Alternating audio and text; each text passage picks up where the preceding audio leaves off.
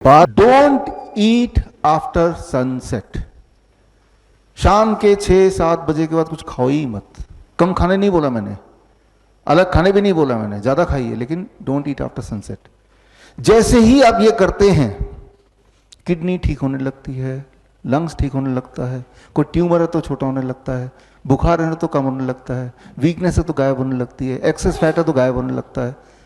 Time as medicine दिमाग में रख लीजिए। यहाँ से घर जाते हुए एक ताला खरीद लीजिए और हर शाम को 6 बजे या 7 बजे किचन में ताला लगा दीजिए बस।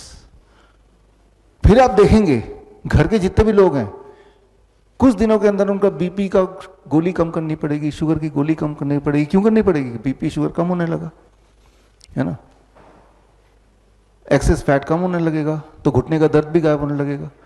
ठीक है, जैसे मान लो घुटने हैं तो घुटने का मेकअप है कि वो कितना केजी वेट उठा सकता है।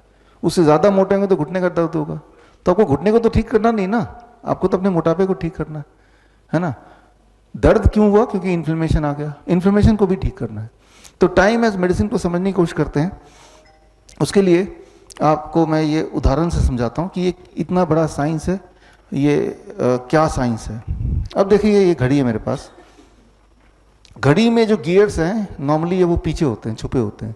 मैंने इसको आपको समझाने के लिए आगे कर दिया है। हर गियर का नाम रख दिया, हार्ट है, पेनक्रियाज है, किडनी है, इंटेस्टाइन है, लिवर है, लंग है। अब ये एक दूसरे के साथ इन सिंक्रोनी घूम रही है, जिससे मिनट का कांटा, घंटे का कांटा घूम रहा है। इनमें से अगर मैं किसी एक को भी छेड़ देता हूँ, मान लो किडनी वाले को छेड़ देता हूँ, क्या इससे बाकियों का मूवमेंट में फर्क आएगा? आ जाएगा ना। छोटे वाले को छेड़ता हूँ तो तब भी आएगा, बड़े वाले को छेड़ता हूँ तो तब भी आएगा। Disturb any one and rest of the things will be disturbed, है ना।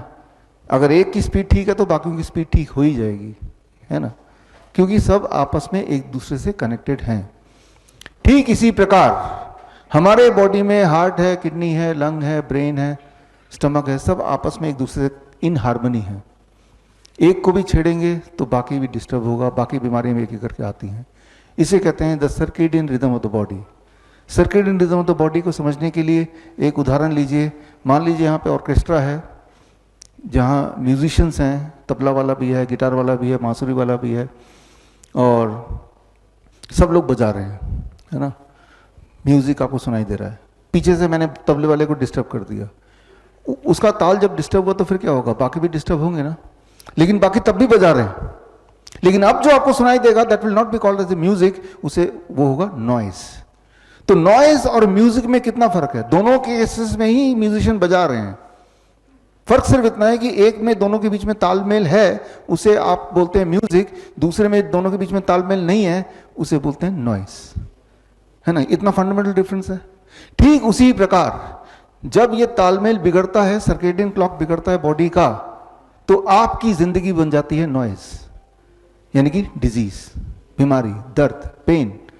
ठीक उसी तरह से अगर तालमेल आप ठीक कर पाएं तो आपकी जिंदगी बन जाती है म्यूजिक, यानी कि डिजीज फ्री। कैसे तालमेल बनाएं? Very very simple, don't eat after sunset, तालमेल बन जाएगा। बड़ी से बड़ी बीमारी का आसान से आसान इलाज घर बैठे ही हो सकता है। अधिक जानकारी के लिए कांटेक्ट करें nearest doctor BRC clinic @home।